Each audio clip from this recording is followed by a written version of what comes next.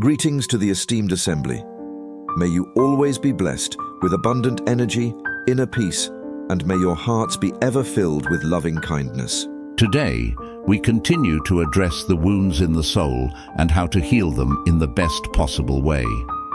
This means we need to delve into the pain. As the Buddha once said, the path to overcoming suffering is to enter into the pain itself, to see how it is formed, where it comes from, and how its power affects the quality of our lives.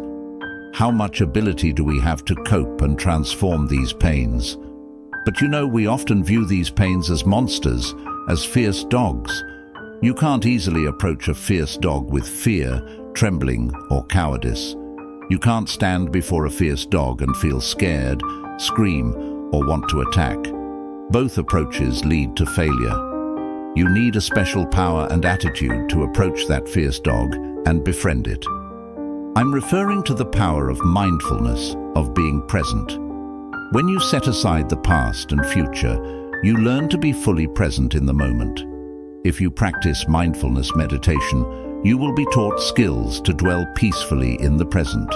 You must truly relax, be comfortable, and temporarily forget your identity as someone who is hurt, depressed, or anxious. You are a living, wondrous being, at peace, relaxed, and anchored in the present moment. When you're present, you can explore the depths of your pain. At first, you might not feel where the pain is. When you are at peace and relaxed, pain cannot dominate. You build reserves of peaceful, relaxing energy in your soul, like accumulating a savings account. When the pain returns, and it will, you'll be ready to face that fierce dog. You've prepared special energy and attitude to engage with it. You will see the true nature of that fierce dog.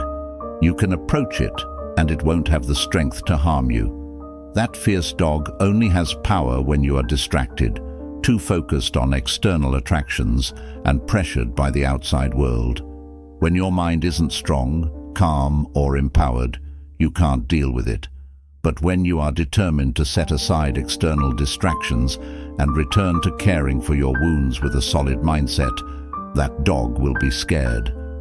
You will continue to maintain special observation, especially in mindfulness meditation, sharing important principles to confront mental anguish or inner wounds. We need to maintain pure observation.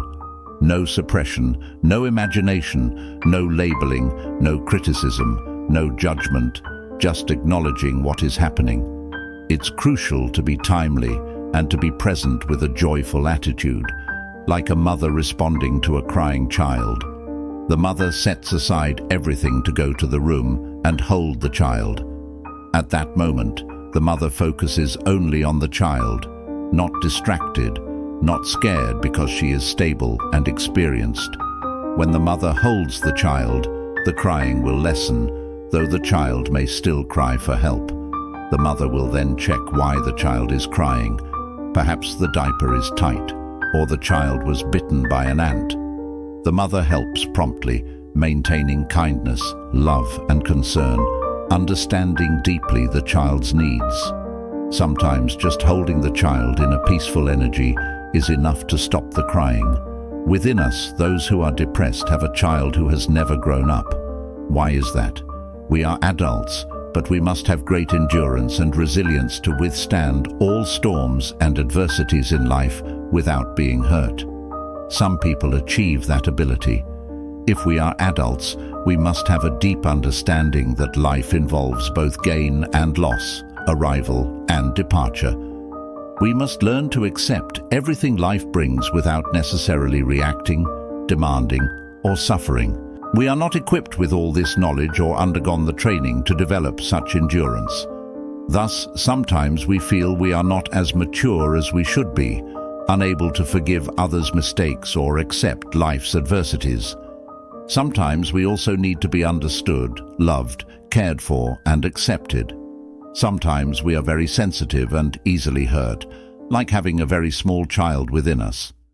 Sometimes we are outside that child, and sometimes we are that child. Recently, we have been greatly affected by external factors.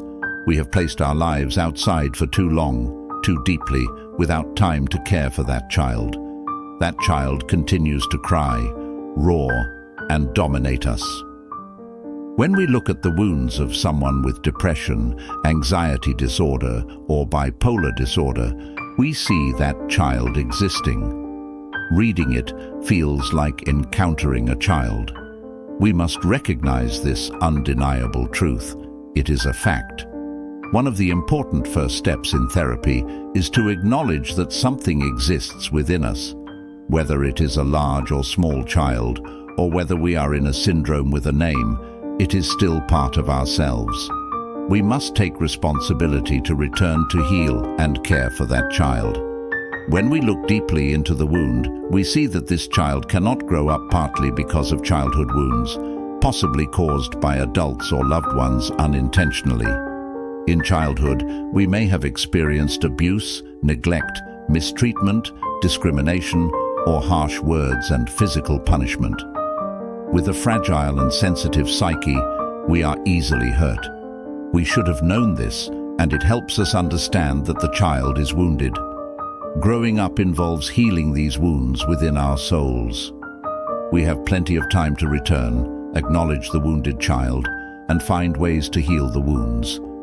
But we dive into life, grasping everything, both necessary and unnecessary, and almost forget the truth that a child has never grown up and is still wounded.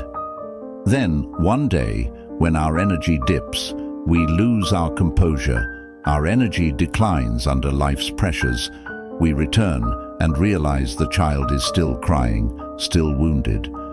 At that moment, we have no strength, no ability, and no stability to look deeply into the wound and heal the child. That's when we feel depressed, stressed, and unsure of what to do. That's when we need to return, take time to heal the wounds within our souls, and care for that child with all our love, joy, and concern. Our childhoods can involve abuse, neglect, mistreatment, discrimination, and even harsh words or physical punishment. With a fragile and sensitive psyche, we are very vulnerable to injury. We should recognize this so that we understand that the inner child is hurt, and the journey of growing up will be the journey of healing these wounds in our soul. We have plenty of time to turn inward, recognize the wounded child within us, and find ways to heal those wounds. However, we often dive into life, grasping at everything, both necessary and unnecessary, and almost forget that there is a truth. The inner child has not yet grown up and is still wounded. On a fine day when our energy drops and we can no longer maintain our composure, when we are overwhelmed by life's pressures, we may feel like we have lost all our talents, understanding, and resilience, and are left only as the wounded child. At that point, do we want to return to care for the inner child, to help it heal and grow? Or do we continue to let the child do as it pleases while we chase after enticing goals? We might name these goals as very attractive and responsible, but if we live with the soul of a wounded child, what can we achieve? Our loved ones only want us to return and care for the easily hurt, easily angered inner child. They don't want us to continue harming ourselves or others. We should recognize this wounded child and understand that if we cannot heal our own wounds, we cannot help others. Healing our wounds is a significant talent. In the future, we can share our healing experiences with others. I know many young people who are hurt like I was, but are not as fortunate as I am to have the means to dedicate 100% of themselves to the healing process. They may not have met great teachers or learned essential secrets. I have invested all my efforts into healing my wounds, and that has helped me become my own healer. Since then, I have started sharing my healing experiences with others. For over a decade, I have found joy in helping others alleviate their suffering and reintegrate into society, living peacefully and happily. I often say that psychological trauma, like depression, can sometimes be a gift from the heavens. Without suffering, we would never know what happiness is. It is through deep wounds that we turn back to heal, becoming skilled in healing and sharing with others. There are still many people suffering from unhealed wounds. If we are experiencing psychological trauma, let's take on the responsibility of healing our wounds and aim to become skilled therapists in the future.